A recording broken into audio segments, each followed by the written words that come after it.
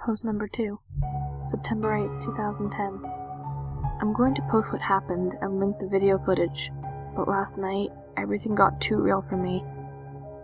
I think I'm done messing around with this. I passed out pretty much immediately after making that thread, but last night, that Elegy of Emptiness statue, I had a dream about it. I dreamt that it was following me in my dream, that I would be minding my own business when I'd feel my neck hair stand up on end. I would turn around and that thing, that horrible, lifeless statue would be staring with those empty eyes right at me, merely inches away.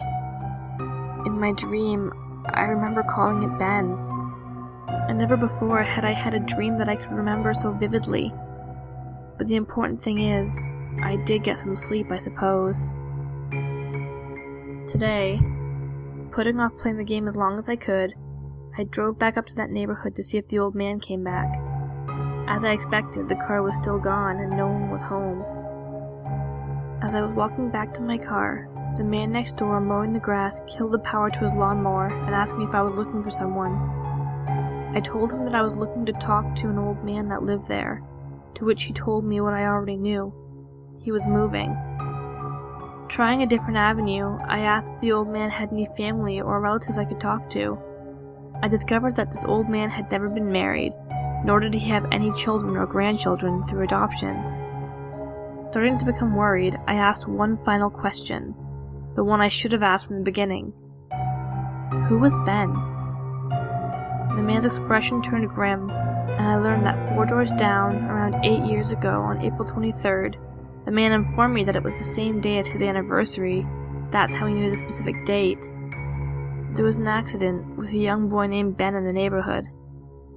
Shortly after his parents moved, and despite any further attempts to talk to the man to get more information, he wouldn't divulge anything else. I went back and started playing again. I loaded up the game, and immediately I jumped at the title screen where the mask flies by. The sound that played was not the normal whoosh sound. It was something much more high-pitched. I pressed start, bracing for the worst. But just like 2 nights ago, the files Your Turn and Ben were displayed. Truth be told, I looked at the Ben file earlier. It seems to fluctuate between displaying the owl save and not. I brought up the Ben file, hesitated for a moment, noticing that the stats were not the same as they originally were 2 days ago. It seemed like he had already completed the Stone Tower Temple this time.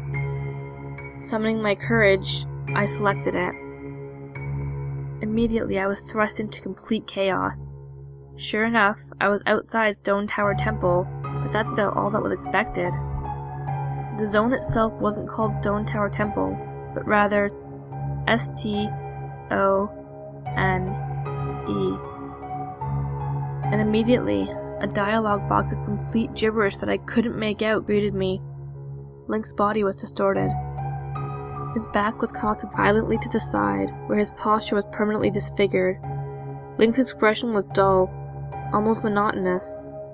He had an expression on his face that I didn't recognize before. It was a blank look, as if he was dead. As Link stood there, his body spasmed irregularly back and forth. I examined what had become of my avatar, and I noticed that I had a C button item that I had never seen before. Some kind of note, but pressing it did nothing. Sounds played back and forth that I didn't recognize from the game, almost demonic in nature. There was some kind of high-pitched yip or some kind of laugh or something that played in the background. I had all of 2 minutes to take in the environment before another one of those fucking Elegy of Emptiness statues was summoned, and immediately after, I was cut into the Dawn of a New Day screen, only this time without the subtext. I was a Deku scrub in Clocktown. This scene would normally play after the first time you traveled back in time. Tattle would say, "What just happened?" It's as if everything has, but instead of saying, "started over," she finished her remark in broken text as the laugh of the Happy Mask Salesman played in the background. I was put back in control of my character, but from a fucked up camera angle. I was looking from behind the door to the clock tower, watching my avatar run around as a Deku scrub. Seeing as how I really had no place to go because I couldn't see anything, I begrudgingly went inside the door. There I was greeted by the Happy Mask Salesman, who simply told me, "You've met with a terrible fate, haven't you?" before the screen whited out. I was in Termina Field as a human again. I might as well not have been playing the same game anymore. I was being warped around and there was no sign of the day clock or anything. I took a moment to get my bearings as I looked around the field, and immediately I could tell that this was not normal. There were no enemies, and a twisted version of the Happy Mask Salesman's theme was playing. I decided to run towards Woodfall before I noticed a gathering of 3 figures off to the side, one of them being Epona. I approached them. To my horror, I saw the Happy Mask Salesman, the Skull Kid, and the Elegy of Emptiness statue just standing there. I figured maybe they were bugged out, but by now I told myself that I should know better. Nevertheless, I approached them carefully and found that Skull Kid was playing some kind of idle animation on loop. Same with Epona, and the Elegy of Emptiness statue was doing what it had been doing all along, just standing there eerily. It was the Happy Mask Salesman that scared me more profoundly than the other 2. He too was idle, wearing that shit-eating grin. But wherever I moved, his head slowly turned and followed me. I had not engaged in any dialogue with him, nor was I in combat with him, yet his head still continued to follow my movements. Reminded of my first encounter with Skull Kid on top of Clock Tower, I pulled out my ocarina, to which the game played the ding sound when you're supposed to play your ocarina, and tried a song I hadn't played yet, the Happy Mask Salesman's own song, and the song that had been playing on loop back in Day 4, the Song of Healing.